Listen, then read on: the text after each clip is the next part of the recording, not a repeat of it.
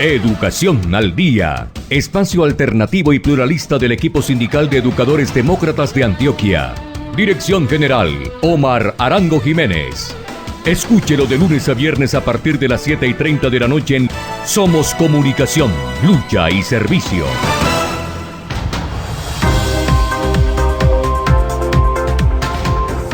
Hola, ¿qué tal, amables oyentes de Educación al Día? Muy buenas noches. Les recordamos que este es el espacio radial del equipo sindical de educadores demócratas del departamento de Antioquia. Mi nombre es Karina Arango Carbonó y a esta hora les doy la bienvenida a este espacio radial para la educación y temas de actualidad. A esta hora saludamos a quienes nos sintonizan a través de www.educacionaldia.com.co, también a través de nuestro canal de YouTube Educación al Día. Bienvenidos. La luz te cuida, cuida la luz. Por eso, si ves luminarias apagadas en la noche o encendidas durante el día, repórtalo en el numeral 376 desde Tigo o Claro. En nuestra app Estamos Ahí o en el 018-415-115. Recuerda que el responsable de definir la tarifa del alumbrado público es el municipio. Por ti, estamos ahí. EPM, Vigilado Superservicios.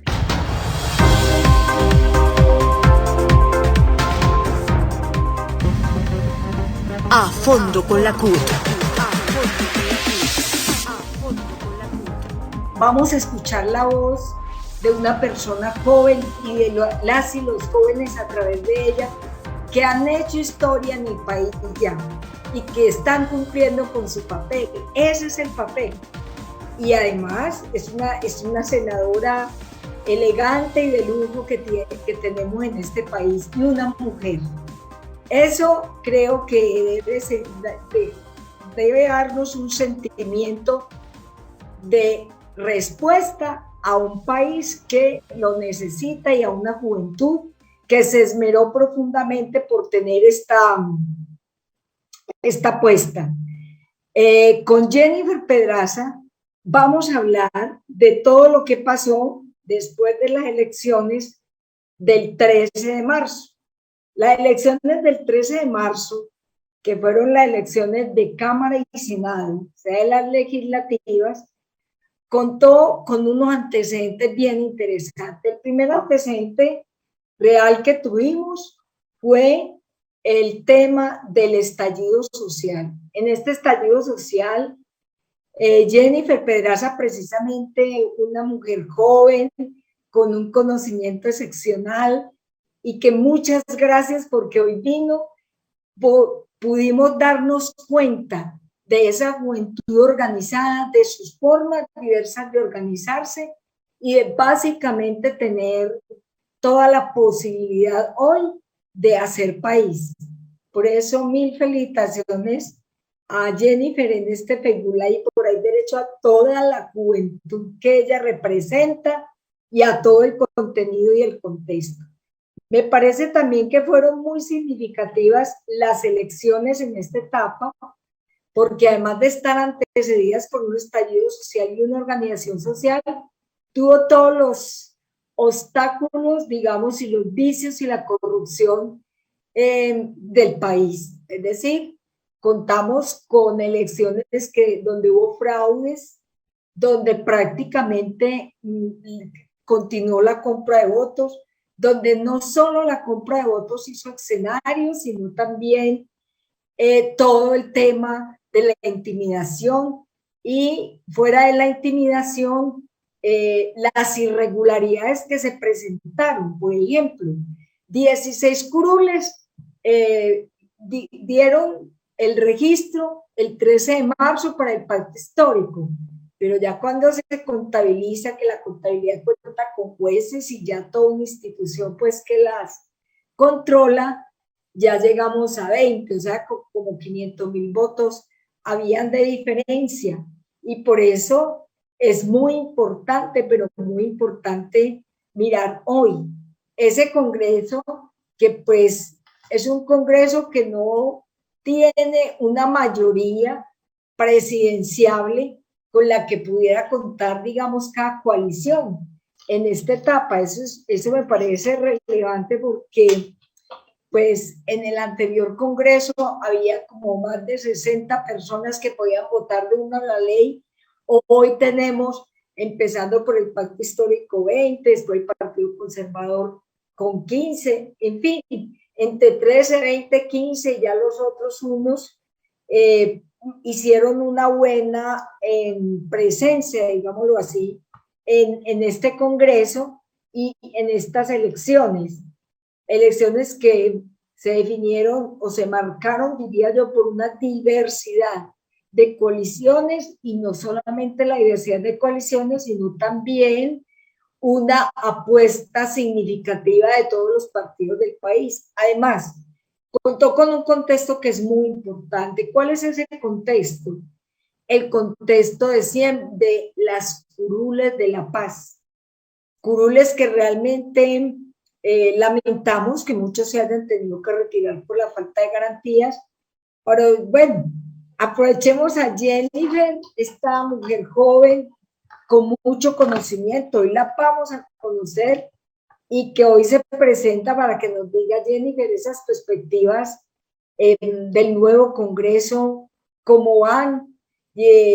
Jennifer como representante a la Cámara y elegida también por la coalición de la esperanza.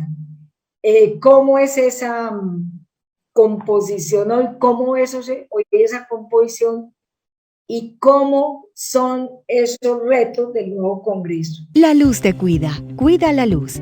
Por eso, si ves luminarias apagadas en la noche o encendidas durante el día, repórtalo en el numeral 376 desde Tigo o Claro. En nuestra app Estamos Ahí o en el 018-415-115. Recuerda que el responsable de definir la tarifa del alumbrado público es el municipio.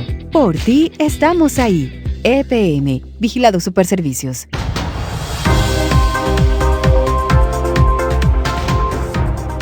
Bienvenida, Jennifer. ¿Cómo están? Primero un saludo para ti, Ligia, me encanta volver a verte.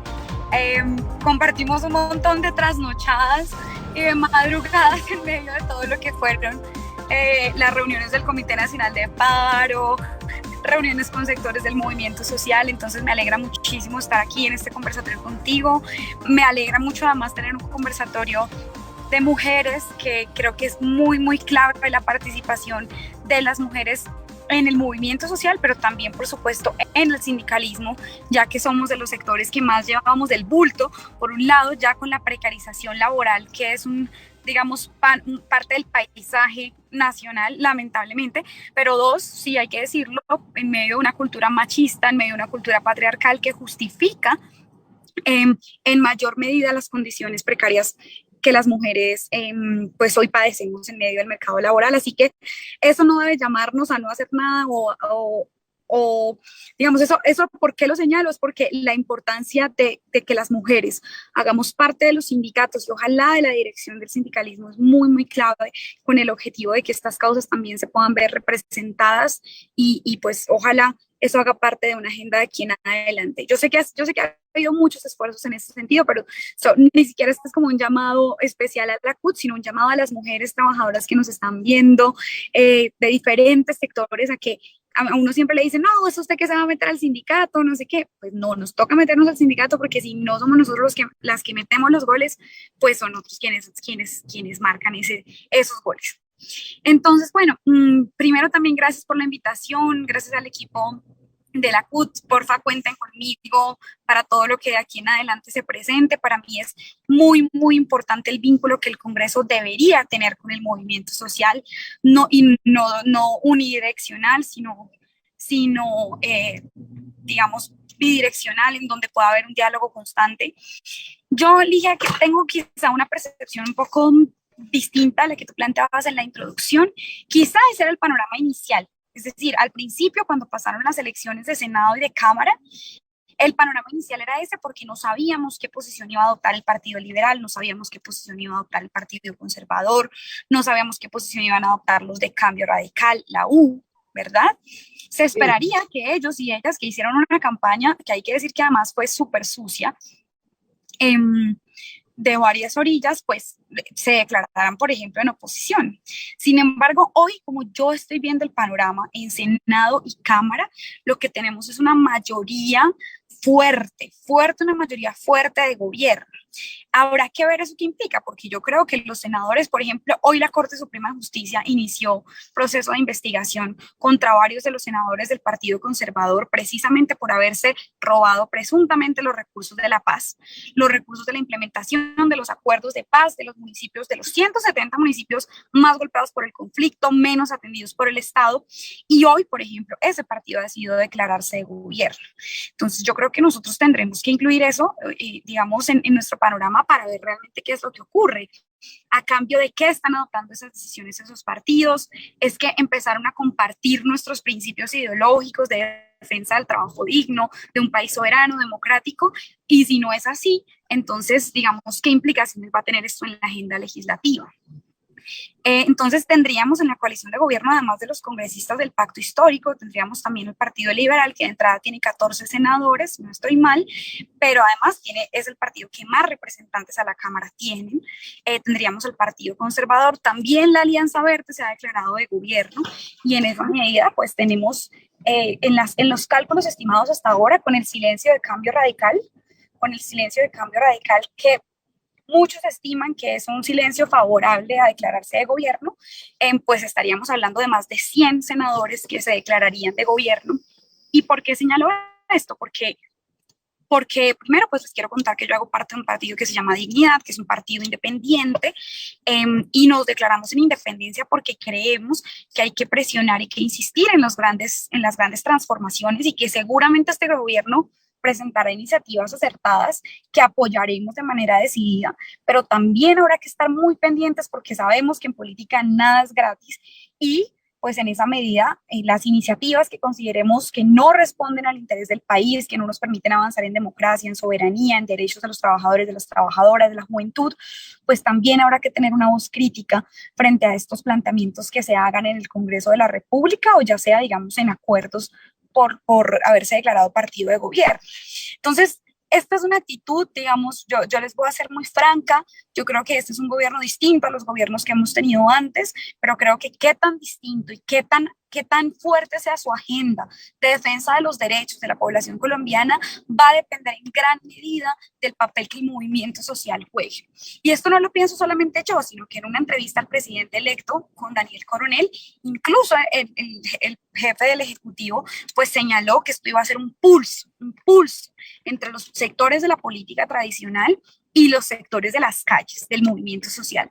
En esa medida, como yo lo planteé en campaña y como sigue siendo completamente mi convicción, la idea con este espacio que tenemos en el Congreso hoy, en la Cámara de Representantes, es que sea una curul, que sea útil para ese propósito, que esté al servicio del movimiento social, de las causas que hemos venido construyendo ya 4 años desde el paro del 2018 estudiantil, pero bueno, de hecho desde antes, porque ya veníamos con el paro de las batas blancas de los trabajadores y de las trabajadoras de la salud, con el paro agrario, que sin duda alguna ha puesto un debate sobre la mesa. Entonces, eso es como el panorama que yo estoy viendo. Sí es un panorama muy unánime a favor de las iniciativas del gobierno nacional, pero habrá que ver, uno, cuáles son las iniciativas del gobierno nacional, y dos, a cambio de que se han hecho esos planteamientos. Ojalá, y es mi honesto deseo, la agenda que prime sea la agenda del movimiento social, y esa será, digamos, yo espero que ese sea nuestro papel en la Cámara. De mi parte, esperen un apoyo fuerte, claro, a las iniciativas acertadas que presenta el gobierno nacional, pero también crítica en caso de que las banderas con las que se eligió el gobierno nacional actualmente pues no sean respondidas ni atendidas en la agenda legislativa. Eso es como el panorama que yo estoy viendo.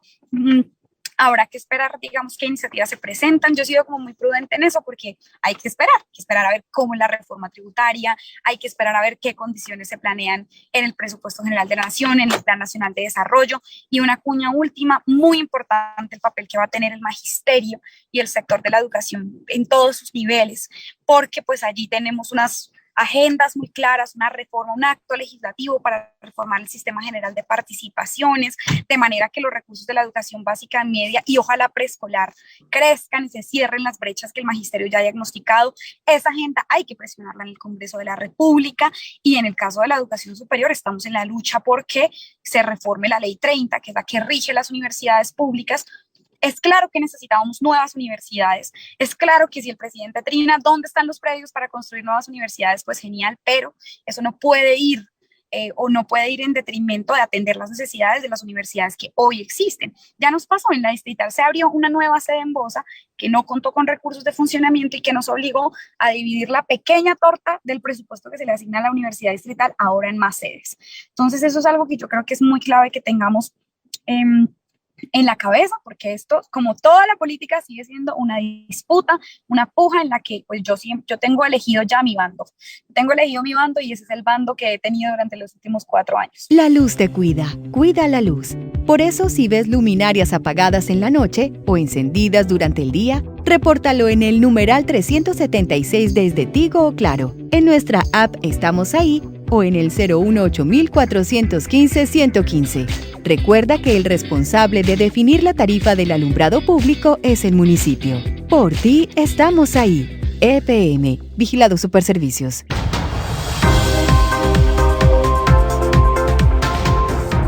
Jennifer, muy bien, yo comparto contigo que este proceso ha avanzado, totalmente de acuerdo, y me parece muy interesante la observación que nos haces en que la forma como se ha venido componiendo tanto la Cámara como el Senado, pues dan como una visión mucho más organizada hacia la unidad. Pero hay dos cosas que quiero que la hablemos con claridad. Durante el estallido social, ustedes fueron significativos en puntos tan esenciales como la matrícula cero y también como la participación de la juventud. Yo quiero decirte que hoy, en el contexto en que estamos, hay claridad en nuestras apuestas como ciudadanos y ciudadanas de este país que hacemos parte de la tercera edad. Y dijimos, siempre los jóvenes se ganaron ya hoy un espacio para gobernar este país, ¿sí? Y creo que esas dos contenidos sustanciales en el pliego van a ser parte fundamental en personas, en estas bancadas jóvenes que son muy, muy importantes. Es decir, para mí es un acto de esperanza y un país esperanzador con esta población. No tenemos más, sino que acompañarlos y animarlos a que esto realmente cambie, porque así lo decíamos en el estallido. Pero hubo como muchas otras apuestas de la agenda del estallido, y qué bueno mirar más o menos si hay proyecciones, que la gente sepa hoy si esas proyecciones desde el estallido y ya con esta composición de Cámara y Senado, que viene pues como teniendo más esperanzas, hay posibilidades de mirar qué puntos de esta agenda son viables. Es muy importante, por ejemplo, que el tema de la salud, con una ministra, acompañado también con una ministra como Carolina Corcho, y un tema que tú lo hablabas muy bien en las discusiones del Senado, a ver cómo realmente caminaría ese proceso.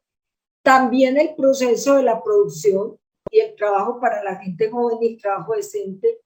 Y me parece muy importante que miremos ese tema de la participación, porque es todavía una participación para el contexto que se tiene precaria, y más bien los jóvenes, pues uno nota que les dicen como a nosotros las mujeres, no, es que a usted les da pereza, no quieren, no saben.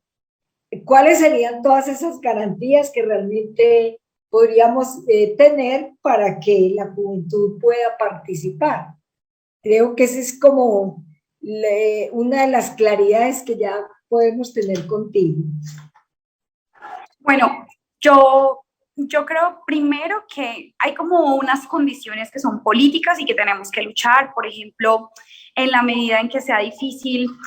Si Colombia sigue siendo un país que tiene un tercio de sus jóvenes que ni estudian ni trabajan, es muy difícil que podamos hacer parte de organizaciones, digamos, con una larga tradición o con un proceso de formación política. ¿Me están escuchando? Es que... Sí, sí, aquí Es estamos. decir, yo creo que hay que insistir en la lucha, uno, porque la educación realmente sea un derecho fundamental y porque haya acceso al empleo digno para la juventud.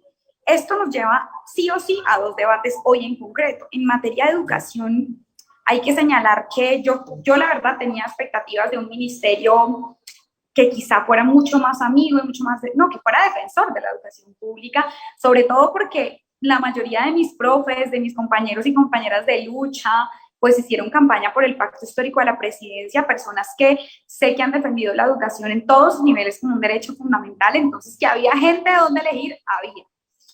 Y hoy en día, pues el Ministerio de Educación, en cabeza de Alejandro Gaviria, pues yo digamos que personalmente he hecho un llamado a estar alertas, porque es verdad que las declaraciones que ha hecho previamente y sus propuestas como candidato presidencial fueron propuestas en contravía de lo que nosotras y nosotros hemos luchado full durante estos años, insistió en ser pido paga como el mecanismo para atender la educación superior, mejor dicho, enemigo full del magisterio.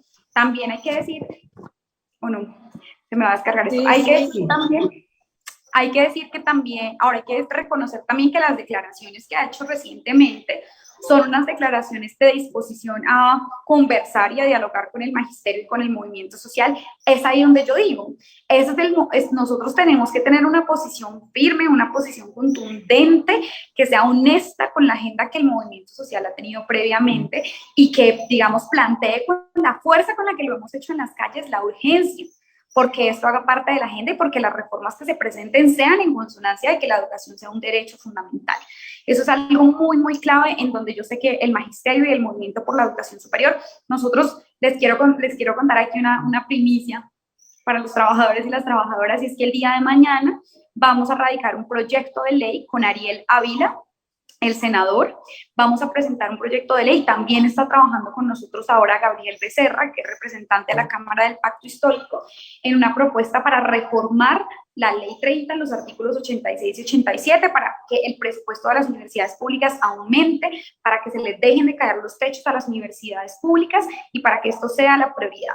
Pero ese proyecto va a requerir de fuerza, de apoyo, de movilización de diferentes maneras, ya sea en redes, en artículos de opinión, incluso en las calles, para que realmente se apruebe, porque tenemos un pulso en el Ministerio de Educación, por ejemplo. Entonces, eso en el tema de la juventud, hay que luchar porque la educación sea un derecho fundamental, porque no sea un imposible pasar a una universidad, imposible conseguir un cupo en una universidad, y después de graduarse, pues que no sea imposible conseguir trabajo, que es a donde tenemos que ir también, que es el segundo punto donde nos lleva esta pregunta por la juventud, y es que hay que hablar de la necesidad de tener una política industrial que permita que nuestras industrias se desarrollen, se complejicen, porque si no, ¿en dónde vamos a conseguir trabajo? O sea, si aquí siguen cerrando todas las fábricas, si aquí sigue quebrando toda la producción agropecuaria, pues ¿en dónde vamos a conseguir trabajo los jóvenes? ¿En los call centers?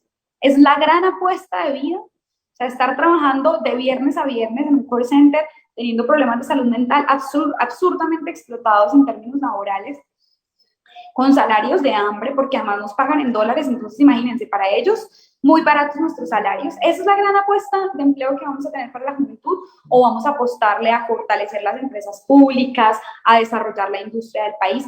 A mí me parece muy positivo que el gobierno haya puesto sobre la mesa el tema de la renegociación de los tratados de libre comercio. Habrá que echarle ojo, que realmente sean los temas estructurales y que se promuevan las transformaciones que se requieren, pero eso es un gran avance, es un gran avance.